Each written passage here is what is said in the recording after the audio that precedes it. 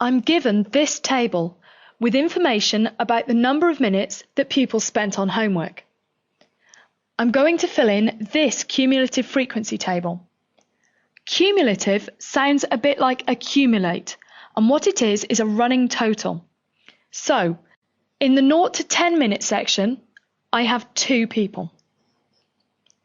Then, from 0 to 20 minutes, I've got the 2 people in 0 to 10 and the 6 people in 10 to 20, so that's 8 altogether.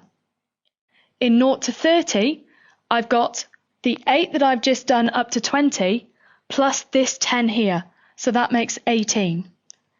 Continuing in the same way, I get 40, 64, 77, and 80. This is my completed cumulative frequency table. I'm now going to show you how to draw a cumulative frequency graph. Cumulative frequency will always be on this axis here. When I plot the graph, I'm always going to take the points on the right-hand side, these ones here, and plot them against these. So the first point I'm plotting is 10, 2. Across to 10 and up to 2. My second point is 28. 28. If I continue in the same way, I get this graph. I now need to join the points, and I do this with a smooth curve. My finished graph looks like this. Notice how I've taken the curve back to 0 and that it has a characteristic S shape. Commonly, we are asked to use the graph to estimate the median, the lower quartile, the upper quartile, and the interquartile range.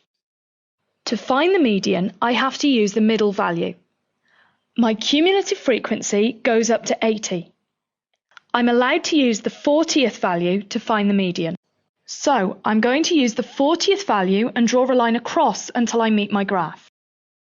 Then I'm going to draw a line down. This gives me a median value of 40.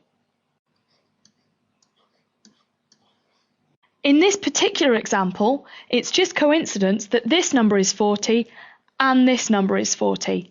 That will rarely happen. Now for the lower quartile.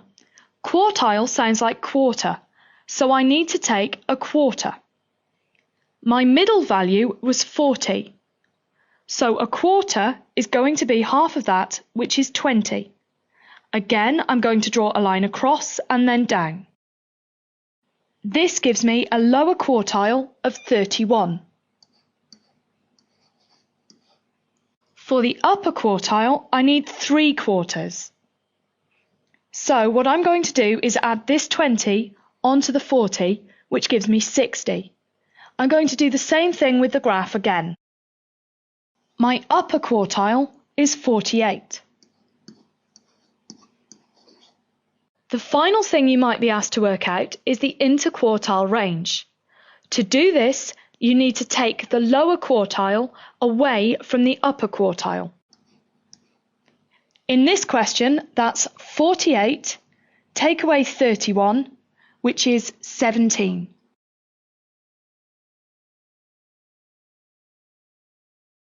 This is the beginning of a typical exam question. Press pause and fill in the cumulative frequency table. When you're ready for the answers, press play. Check that you have these answers here. You'll now need some graph paper. Draw the graph and then try to answer the 3 questions. Press pause and have a go. When you're ready for the answers, press play. You should have plotted the points like this. Then join them up with a smooth curve that goes back to 0 and has an S shape.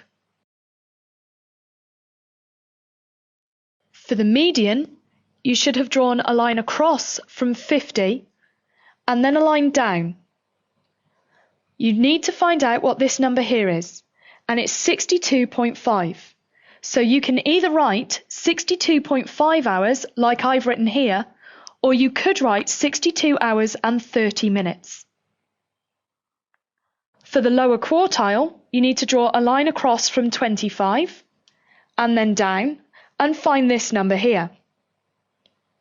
It's 58.4. You could write 58.4 hours like I have, or you could write 58 hours 24 minutes.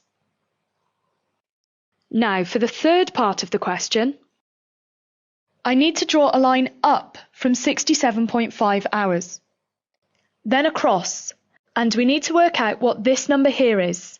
It's 84. Now, all of these light bulbs here, 84 of them, lasted for less than 67.5 hours. All of the light bulbs here, which is 100 minus 84, 16, lasted for more than 67.5 hours. I'm asked for less, so my answer is 84. Here's the start of another exam question. Press pause and fill in the table. When you're ready for the answers, press play. Check that the numbers in your table match. Then draw the graph and answer the 3 questions. Press pause and do this. When you're ready for the answers, press play. Here are the answers which you should have got. Notice that this time we're asked for more than. So instead of taking the 17 here, I've got to take 100 minus 17, which gives me 83.